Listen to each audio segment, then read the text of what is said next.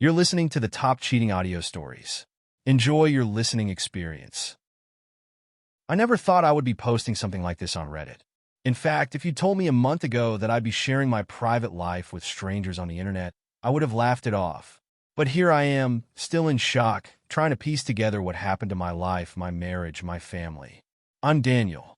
I'm 36, been married to Jessica for 12 years now. We have a daughter, Emma, who's 12, the same age as our marriage. Yeah, do the math. Emma was a honeymoon baby, kind of cementing the start of our lives together. At least that's how I saw it back then.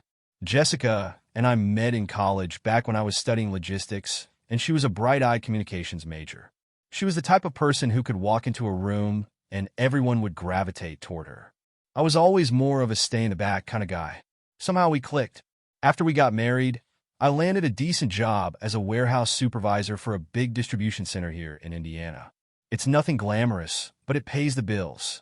Jessica works part-time at a local clinic, mostly administrative work, nothing too stressful. We're just your typical suburban family, the kind you'd pass by without noticing. I spend most of my time working. The warehouse runs nonstop, and I'm often the one who keeps things moving, making sure shipments are on time, sorting out staff problems, that kind of thing. Some nights, I don't get home until after dinner. Jessica always says she understands, that she knows how hard I work for the family. But lately, it's been different. We don't talk like we used to. Conversations are short, often just about Emma's school, or bills, or what needs fixing around the house. We go through the motions, but there's a growing distance I can't ignore. It didn't hit me how bad things had gotten until one night a couple of weeks ago. Emma was doing her homework at the kitchen table, while Jessica was scrolling through her phone on the couch. I came in, said hey, and got a quick, distracted response. That was it. No hug, no smile, just a look up and back to her phone. Emma, though, she's sharp, picks up on everything. After Jessica went to bed, Emma asked me, "Dad, are you and Mom okay?" That question hit me harder than I expected. I remember laughing it off, telling her, "Of course, sweetheart, we're fine." But I could tell by the look in her eyes that she didn't believe me. Hell, I didn't believe me either. Jessica and I had been like this for months. It wasn't some big fight or anything that caused it. It was the small stuff, the kind that piles up when you're not paying attention. I don't even know when it started. Maybe it was when I started putting in more hours at work, thinking if I could just get that promotion, things would be better. Or maybe it was after Emma got older and our lives started to revolve around her. Either way, the cracks were there, and I couldn't pretend anymore. About a week ago, we got invited to a neighborhood barbecue. Typical weekend gathering, with people standing around drinking cheap beer, while the kids ran around the yard. I was talking shop with one of the guys from down the street when I noticed Jessica wasn't anywhere near me. Not unusual, we tend to do our own thing at these events. But I could feel something different in the air that day, like I was seeing everything through a different lens. I wandered toward the back of the yard, and that's when I saw her. Jessica was laughing with someone, leaning in closer than she usually does. The guy she was talking to had his back to me, so I couldn't see his face, but there was something about the way Jessica looked, something I hadn't seen in a long time. She looked alive. When the guy turned around, it all made sense. Ethan. I hadn't seen him in years, but I recognized him instantly. He used to live around here back when Jessica and I were first married. They grew up together, went to the same high school, I think. He was one of those guys who always seemed to have it all together. Tall, good-looking, always charming.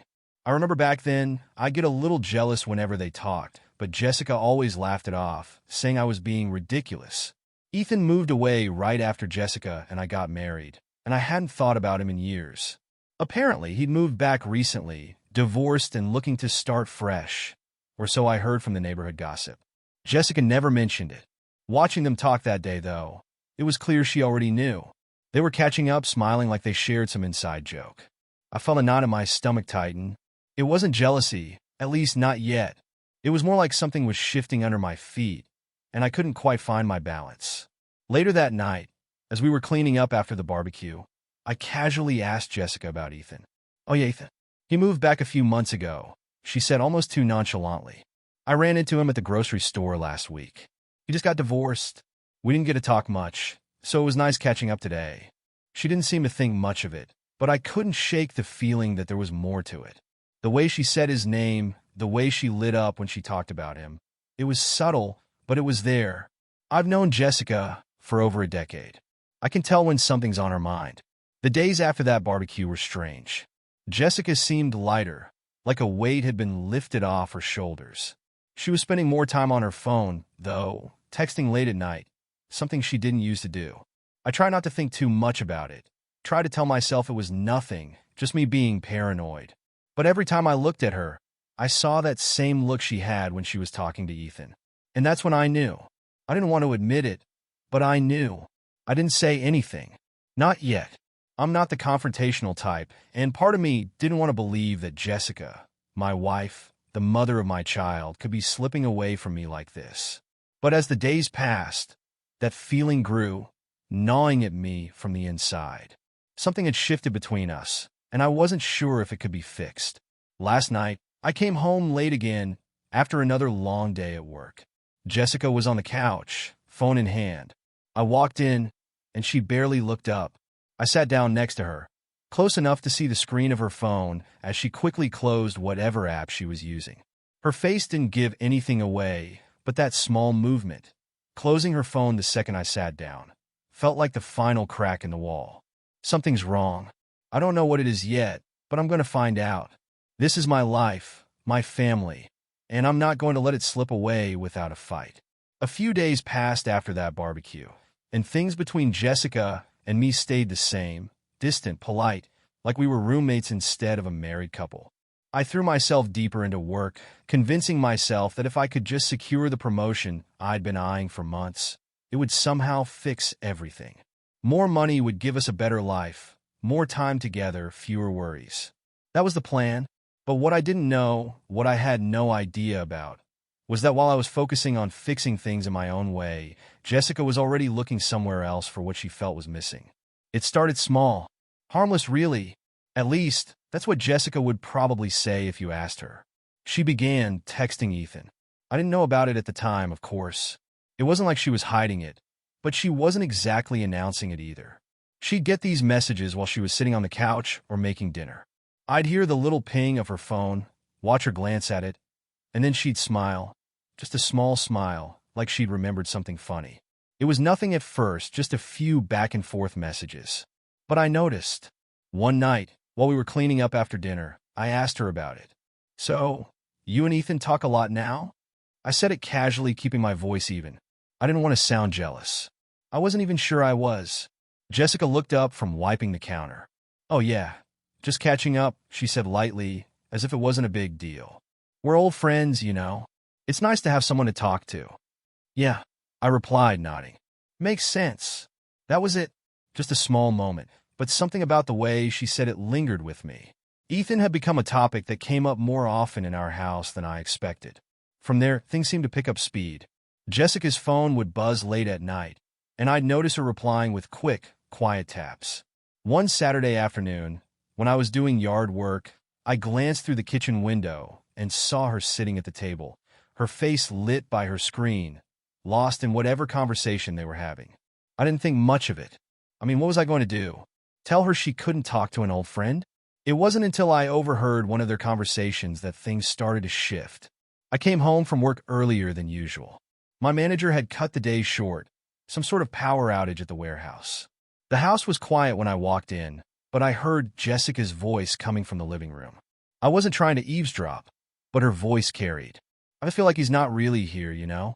He's always working, and when he's home, it's like we barely talk, she was saying. I stopped in my tracks listening. My stomach tightened. I don't know, maybe it's just a phase, but it's been going on for months now. I'm tired, Ethan. It's exhausting trying to keep it together when he doesn't even see how lonely I am. There was a pause, and then I heard Ethan's voice through the speaker, low and comforting. Jess, you deserve more than that. You deserve to feel loved, not just like some afterthought. You know that, right? I didn't hear Jessica's reply. I didn't want to. My chest felt heavy, like someone had punched me, and I slipped out of the house quietly, not wanting to be caught listening in on a conversation that clearly wasn't meant for me. I told myself they were just talking. Jessica was venting, Ethan was being a friend. But the way he spoke to her, the way his voice seemed to cradle her in reassurance, it struck something in me. Later that night, when Jessica came to bed, I could see her glance at her phone one more time before turning off the light. I lay there next to her, staring at the ceiling, wondering what had gone so wrong between us. The next day, Jessica told me she was meeting Ethan for lunch. "We're just going to catch up properly," she said. In person. It's been years since we've hung out." I didn't argue. I couldn't. What was I supposed to say? Don't go? She was free to meet whoever she wanted. It's not like we were in high school. Still, something about the whole thing didn't sit right with me. There was an edge in the way she mentioned Ethan, like she was testing how I'd react. I kept my face neutral, gave her a simple, "have fun." So, she went. They met at a diner just outside of town. One of those small, out-of-the-way places where nobody really knows you. Jessica didn't tell me about the details of their lunch. She didn't need to. I found out on my own later, when I saw a charge on our bank statement from that diner. She told me she was going shopping after lunch, but the timeline didn't quite add up. When she came home that evening, she was different. She looked lighter, like a weight had been lifted. She laughed more, touched my arm more often, and for a second, I thought maybe I was overreacting. Maybe she had just needed to get some things off her chest with Ethan, and that was it. But then, something shifted again. Jessica started talking about Ethan more, how great it was to reconnect, how much they had in common. One night, she told me about his divorce, how hard it had been for him, how lonely he was now. "He's been through a lot," she said, her voice soft. "It's tough, being alone after being married for so long." I looked at her, really looked at her, and something clicked. It wasn't just Ethan who was lonely. Jessica was too, and I'd missed it. Over the next few days, the texting picked up. I'd see her checking her phone more often, and she'd smile. Just these small, secret smiles that she never gave me anymore. I knew what was happening. I just didn't want to admit it.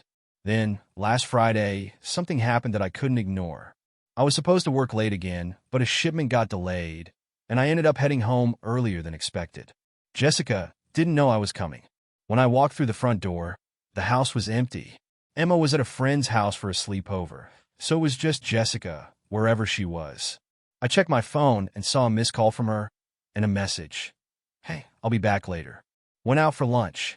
Lunch! At 7 p.m. Something inside me snapped.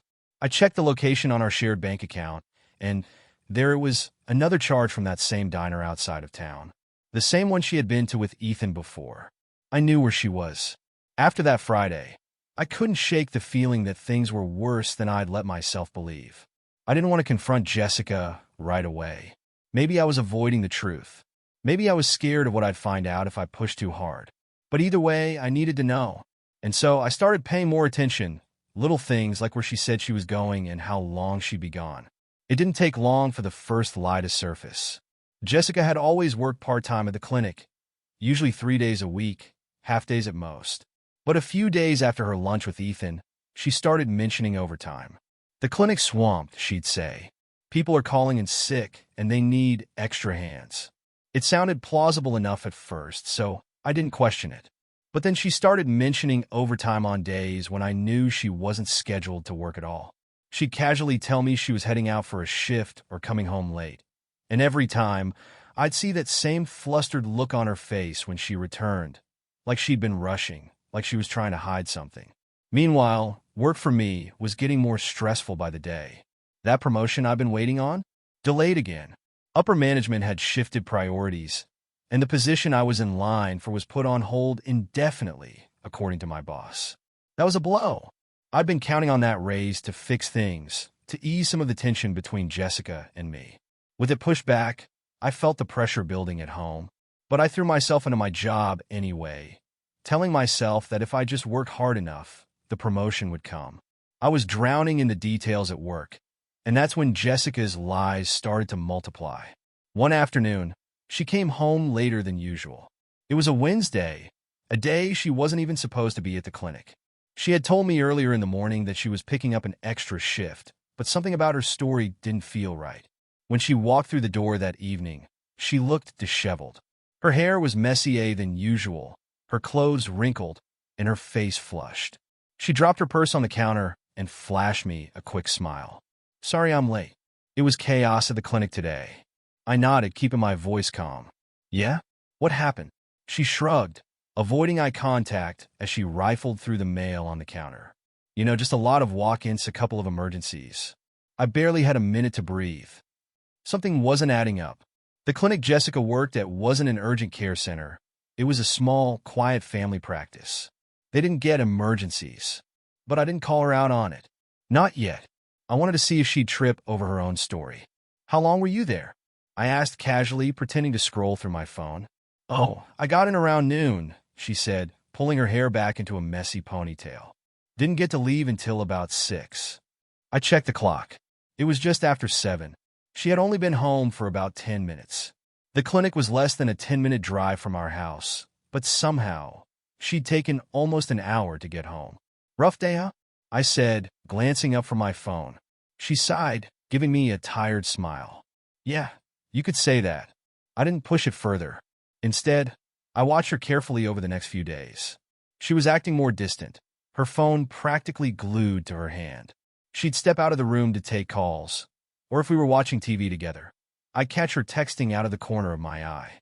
It was subtle, but once you notice these things, they start to stick out like red flags waving right in front of your face. Then, one night, everything fell into place. I had stayed late at the warehouse again, trying to make up for the lost time after my promotion was delayed. Around 6 p.m., I got a call from my boss, Jim. "Hey, Daniel, looks like the shipment's been pushed back to tomorrow morning. No point in staying late tonight. You might as well head home." That was fine by me. It had been a long week, and I was looking forward to getting home early for once. I packed up my things and headed out, figuring I'd surprise Jessica. Maybe we could have dinner together, try to reconnect like we used to. When I got home, the house was quiet. Too quiet. The kind of quiet that hits you in the chest the moment you walk in. I glanced around the living room, then checked the kitchen. Empty. No Jessica. I figured maybe she was upstairs, but something didn't feel right. That's when I noticed her car keys still on the counter. I walked over and stared at them for a moment, my mind racing. Jessica always took her car to work. Always. But her keys were here, and there was no sign of her anywhere. I checked my phone for any messages. Nothing. No missed calls, no texts. For a second, I thought about calling her, but something stopped me. Instead, I waited. I wasn't sure for what, but I knew I needed to see what excuse she'd come up with this time. It was nearly 7:30 when I heard the front door creak open. Jessica walked in, her hair damp like she'd just stepped out of the shower, even though she'd been gone for hours. She froze when she saw me sitting at the kitchen table. "Oh, hey," she said, clearly caught off guard. "I thought you'd be working late." "I came home early," I said, my voice steady. "Where have you been?" She hesitated for a split second, just long enough for me to notice. "I had a shift at the clinic," she said quickly. "I told you about it this morning, remember?" I nodded slowly, keeping my face neutral. "Right? But I thought you took your car?" She glanced down at her feet, and I could see the gears turning in her head as she tried to come up with a response. "Oh, no. My car was acting up, so I just got a ride from a co-worker." I stared at her, my mind spinning. It was a decent cover, I had to give her that, but something still felt off. I didn't believe her. I hadn't believed her in weeks, but this was the first time I had actual proof. Her keys still sitting on the counter, her car untouched in the driveway. "Who drove you?" I asked casually, like I was just making conversation. She blinked, not expecting the question. "Oh, Cheryl. The receptionist?" I nodded again, not saying anything, letting the silence stretch between us. Jessica shifted uncomfortably, glancing at the clock on the wall. "Look, I'm exhausted. I'm going to take a shower and crash early. Okay?" I watched her disappear upstairs, my chest tight with frustration. There was no doubt in my mind now. She was lying. She hadn't been at work. She hadn't gotten a ride from Cheryl. She'd been with someone else, someone she didn't want me to know about. And I had a pretty good idea who that someone was. After she went to bed, I sat in the kitchen for a long time, trying to figure out what to do next. Confronting her then, and there didn't feel right. I didn't have enough. I needed more. Something concrete. The next morning, I checked our bank account again. And there it was. Another charge from that same damn diner. Jessica hadn't been working overtime. She'd been with Ethan. Again. It had been building for weeks. The lies, the strange behavior, the late nights. Jessica's affair with Ethan was no longer something I could brush aside, or tell myself wasn't happening. But I still hadn't confronted her. Part of me didn't want to believe it, didn't want to acknowledge that my wife was slipping away, that my marriage was unraveling before my eyes. So I waited, watched, looked for something concrete. Jessica, on the other hand, seemed different. She was more upbeat, more talkative at times, like something had sparked inside her. There was a lightness in her that I hadn't seen in a long time.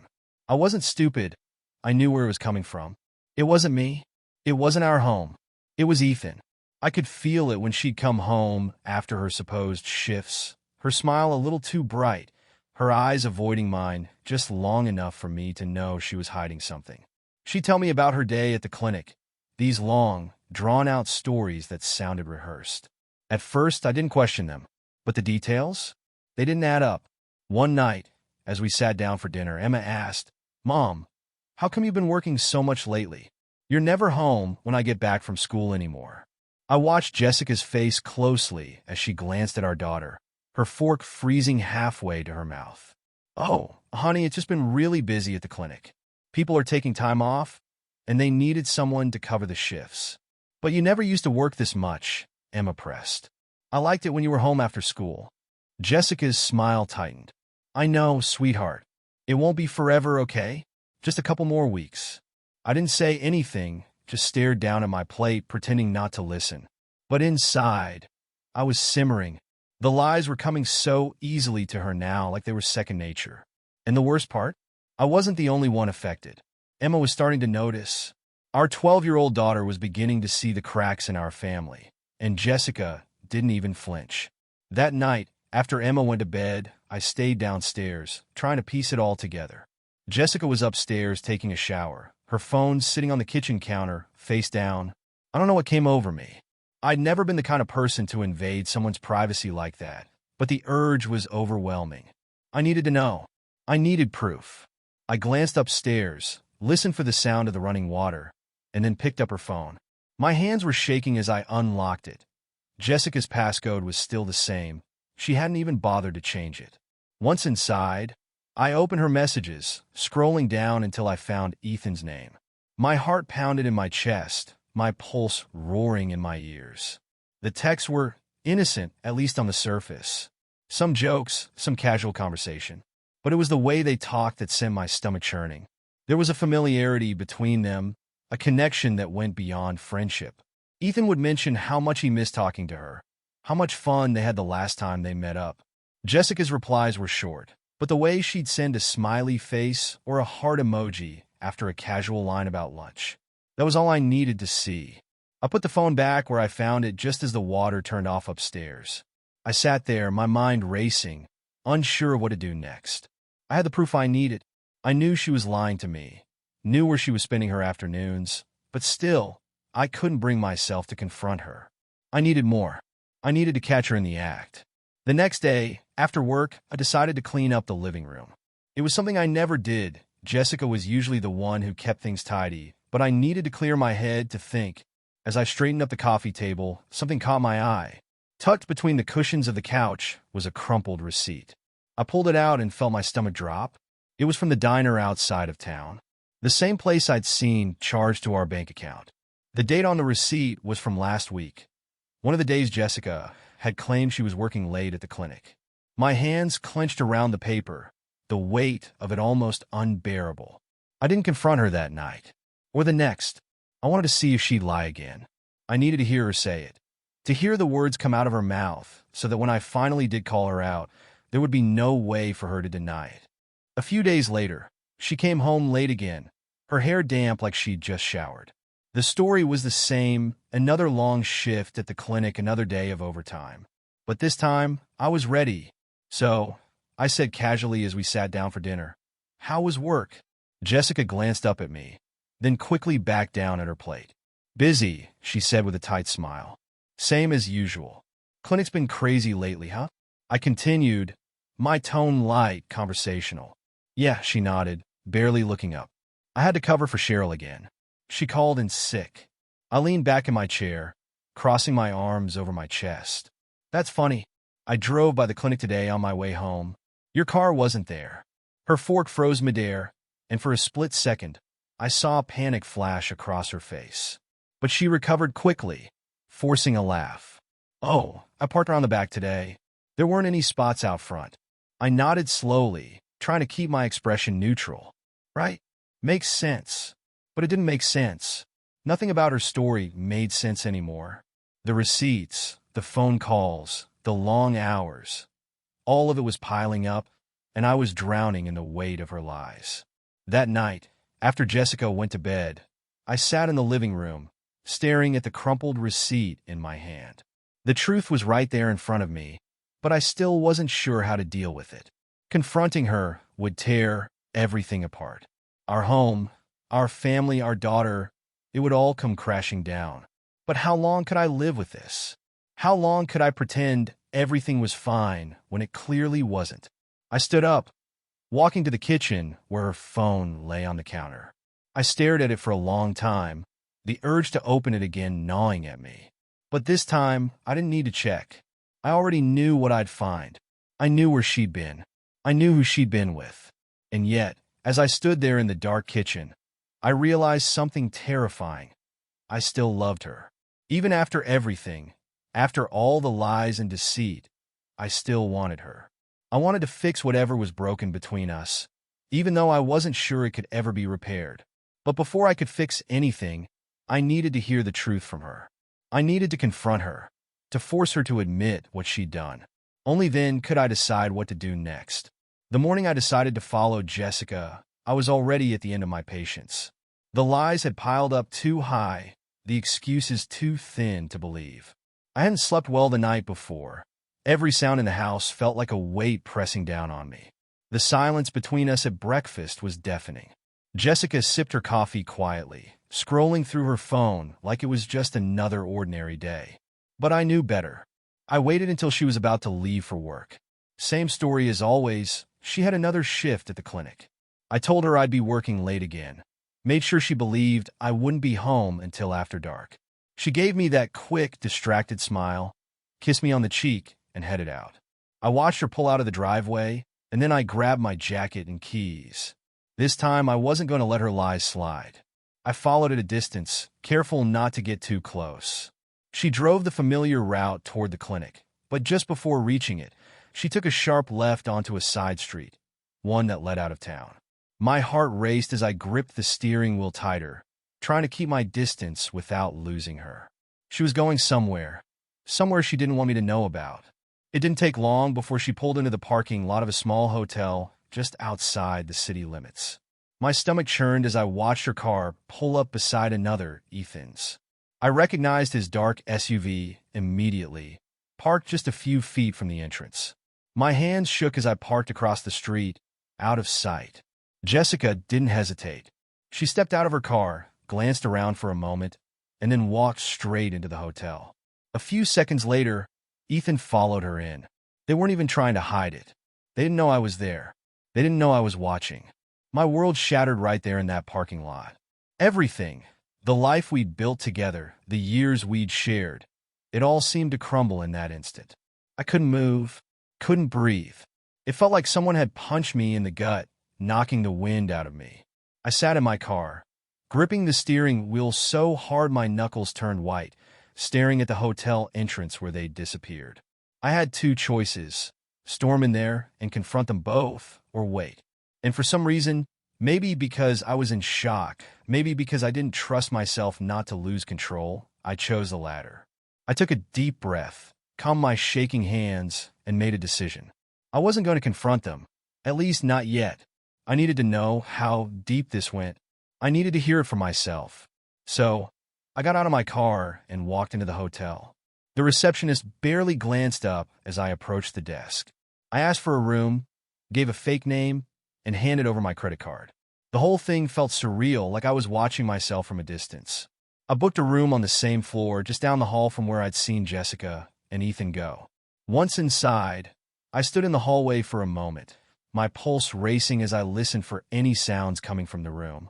I didn't hear much at first, just the faint murmur of voices, the occasional burst of laughter. But that was enough. Enough to know they weren't just meeting to talk.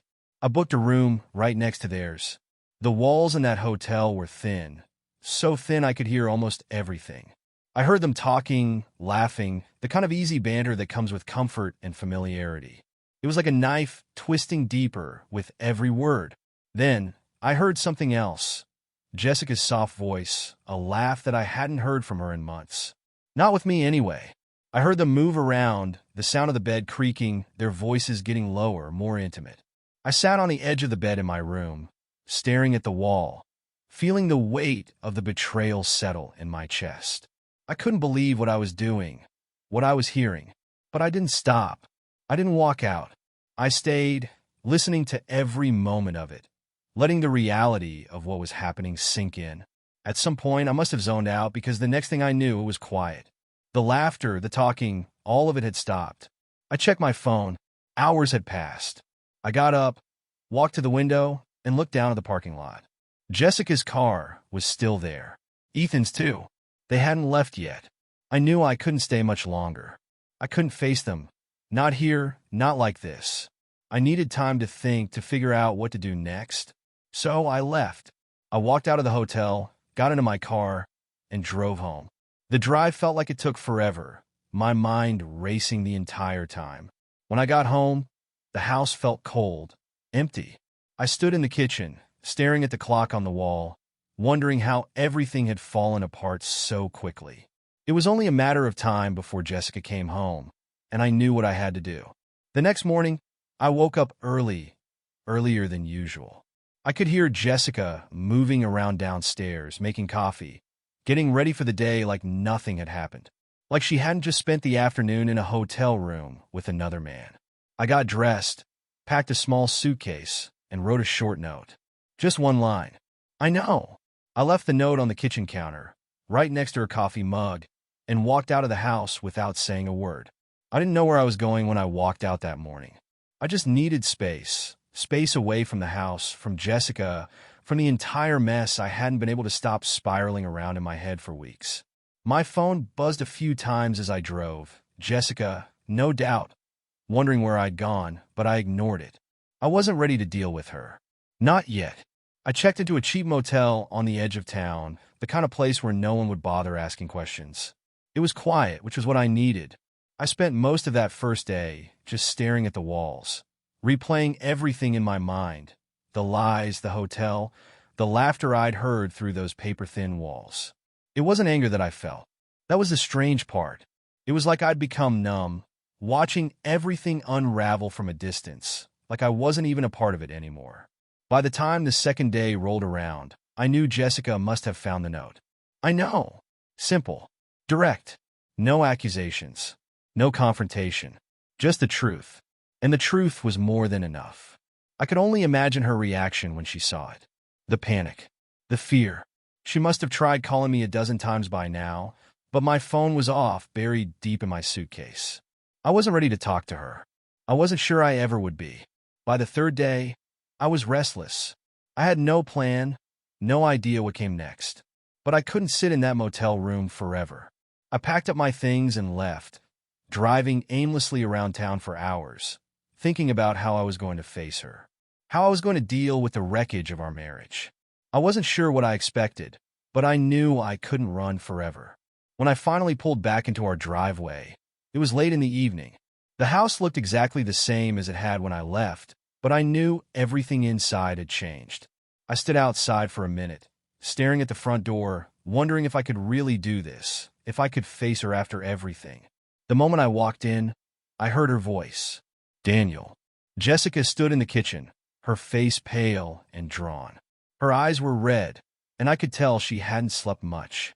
The note was still on the counter, crumpled in her hand like she'd been gripping it for hours. "Where have you been?" she asked, her voice shaky. "I've been calling you." I didn't know what to think. I said nothing at first, just walked over to the dining table and sat down. I could feel her watching me, waiting for me to explode, to yell, to demand answers. But that wasn't going to happen. I was too tired for that, too drained. Finally, I looked up at her. "We need to talk." She nodded, moving slowly toward the chair opposite me. Her hands shook as she sat down, and for a long time, neither of us said anything. The silence stretched on, heavy and suffocating. "I'm sorry," Jessica whispered, her voice barely audible. I didn't respond. I wasn't even sure what to say. She opened her mouth to continue, but I held up a hand, stopping her. "I know, Jessica. I know everything." Her face crumpled. "Daniel, No," I interrupted, my voice calm, eerily calm. "You don't need to explain. I know what you've been doing. I followed you. I saw you with him." Jessica's eyes widened in shock. She hadn't expected that. I could see the guilt wash over her face, the shame. Her hands twisted in her lap, but she said nothing. There was nothing she could say. "What do you want me to say?" I asked, my voice even controlled. "You lied to me. Over and over. You lied to our daughter. You pretended like everything was fine, like I wouldn't notice." Tears welled up in her eyes, and she shook her head. "It wasn't supposed to be like this. I never wanted to hurt you." I let out a bitter laugh, leaning back in my chair. "Well, you did, and now we're here." The silence hung between us again, thick and suffocating. Jessica wiped her eyes, sniffling as she tried to gather her thoughts. "I never stopped loving you," she whispered. This thing with Ethan, it was a mistake. It didn't mean anything. I don't even know why it happened. I felt so alone." I stared at her, my heart heavy with the weight of it all. "So, this is my fault then? You're saying I wasn't there for you, so you ran off to be with him?" She shook her head furiously. No, that's not what I'm saying. It's not your fault. It's mine. I made a terrible mistake, and I don't expect you to forgive me, but I need you to understand that I'm still here. I'm still us, Daniel. I still love you. I cut her off again. "You're not still us. That's the thing, Jessica. There is no us anymore. You broke that the moment you walked into that hotel." Jessica's tears fell harder now, her shoulders shaking with silent sobs. I could see the regret in her eyes, but it didn't change anything. "Not for me. I don't know what happens next," I said quietly, standing up from the table. "But I'm giving you a choice. You can leave now, and we'll end this with whatever dignity we have left. Or we can try to fix it, but nothing will ever be the same." She looked up at me, her face streaked with tears. "I don't want to leave. I want to fix it. I'll do whatever it takes. Please, Daniel. Please." I watched her for a long moment, feeling the weight of her words. I wasn't sure if I could ever forgive her. I wasn't sure if I wanted to. But something inside me, maybe the part of me that still remembered the good years, the part that remembered how much we built together, told me to give her a chance. "All right," I said slowly.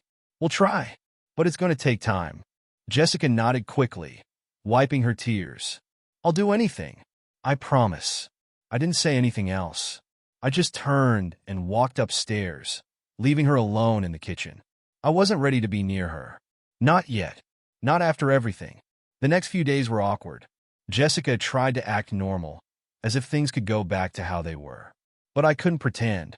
Every time I looked at her, I saw them, her and Ethan, in that hotel. The laughter, the intimacy. It was like a stain I couldn't wash off, no matter how hard I tried. And then, a twist I hadn't expected. I was at the grocery store, minding my own business, when I ran into Sarah, a mutual friend of ours. We hadn't seen each other in a while, but we made small talk for a few minutes. And then she said something that stopped me cold. "So, I heard you've been seeing someone." I blinked, confused. "What?" "Yeah," she said, her eyes narrowing. "Jessica told me she heard it from a friend of Ethan's. Apparently, you've been meeting someone while you were away." I froze, my mind spinning. Jessica thought I had been unfaithful? That I was the one who had stepped out? I hadn't even looked at another woman, but the rumor was already swirling around. It hit me then. The tables had turned. I wasn't the only one living with betrayal. Thank you for listening to this story. Subscribe to the channel, put a like under the video, and write a comment about how you like this story.